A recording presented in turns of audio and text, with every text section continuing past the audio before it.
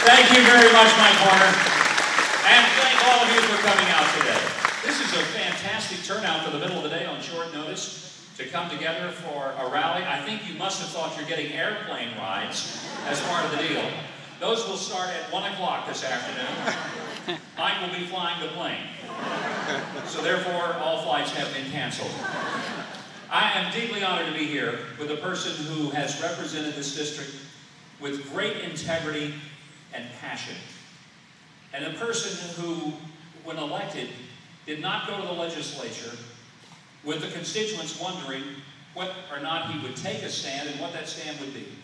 It is refreshing that you don't have to wait until tomorrow's newspaper comes out to know how Mike Horner is going to vote on an important piece of legislation. If it's for educational accountability, you know that he's going to vote in a way that protects your tax dollars, but even more importantly, that protects your kids.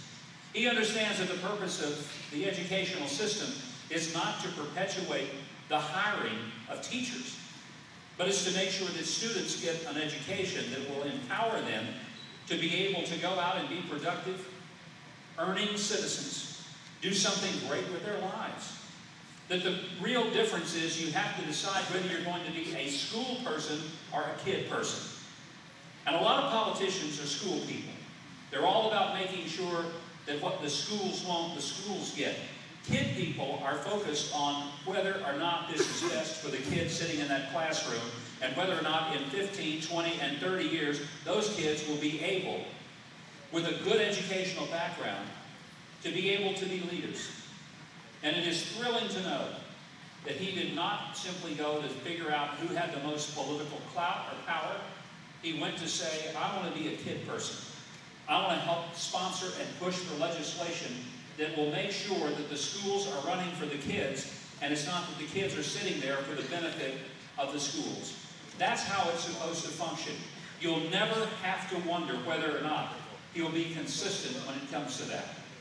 I'm delighted that he is a person, when it comes to the issue of the sanctity and worth and value of every human life, doesn't have to consult a political poll from last week to determine whether he believes that every human life has value and purpose. You see, I think at the heart of our country is the idea that all of us are created equal and are endowed by our Creator with certain inalienable rights, starting with life, then liberty, and if we have those, we can pursue happiness. Without life and liberty, there is no pursuit of happiness. The fact that he understands that the heart of America is in this idea of equality of each human being means that he knows that one person is not more valuable than another, and one person is not less valuable than another. Being pro-life is not just about abortion. A lot of people miss that. It's about believing that every human life has worth and value because that life came from God. It is not just some floating blood of protoplasm. It is, in fact, a human soul that has something special. And it doesn't matter what the IQ, or what the net worth, or what the last name, or the occupation of the individual is. Every person has purpose. Every person has worth. Every person has value.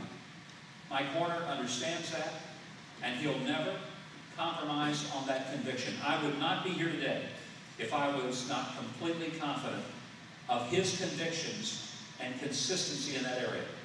As I said to some folks earlier today, talking about Mike, I would sum him up this way. He is not a convenient conservative. He is a consistent conservative. He is not a conservative because it's politically expedient. He is a conservative because he knows that what that does is empower people to make the decisions for their own families and lives that will give America its greatest hope of continuing the legacy that we have of liberty. He's understood what it is to be a small business operator and to encourage and empower small business owners and leaders. You know, when the Congress passed this $787 billion stimulus bill, did any of you really feel stimulated? I think the only stimulation was that which happened in Washington. And they got really stimulated to thinking they were going to do something great. They cost us jobs. Now the only people hiring seems to be the government. It's not supposed to be like that. I think most of us understand that the government has no money that it doesn't take from us. And us means not only individuals, but it means small business owners who cannot hire people if the money they would have used for a paycheck is instead going to a tax bill. Folks, this isn't as complicated as Barack Obama seems to think it is. When the government takes more money than you can possibly earn, then the government has power, but you lose your liberty. When the government continues to overregulate every aspect of our life, it means that you quit making decisions and you follow the decisions that have been made for you by somebody who thinks they are above you and do not understand that in our system of government they are not above you, they are below you. They're supposed to be your servants, not your bosses. We've got people who don't understand who the boss is.